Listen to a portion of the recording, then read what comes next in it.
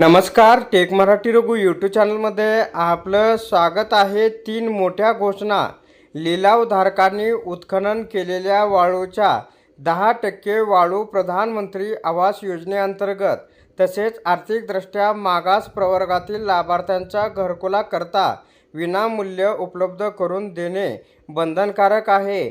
वाळू रेती निर्गती धोरण 2025 मधील भाग 4 मध्ये याबाबत तशी तरतूद आहे।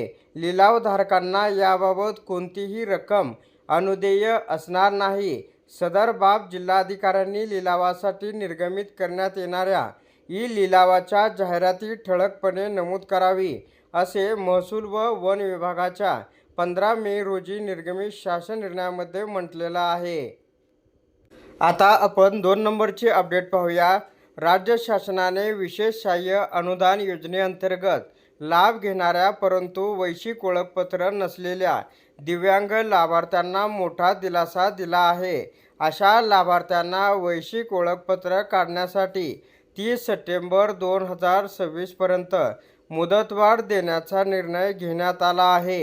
या कालावधीत त्यांचे अनुदान सुरू ठेवण्याचे निर्देश देण्यात आले आहे। तसेच दिव्यांग सक्षमीकरण विभागाचे मंत्री यांनी दिले आहे। याबाबत शासन निर्णय सुद्धा निर्गमित करण्यात आलेला आहे। आता आपण 3 नंबरची अपडेट पाहूया। कांदा उत्पादक शेतकऱ्यांना मोठा दिलासा।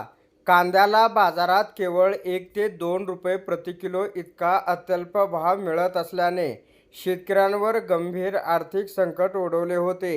अनेक ठिकाणी कांदा बाजारात नेण्याचा खर्चही निघत नसल्याने शेतकरी हतबल झाले होते।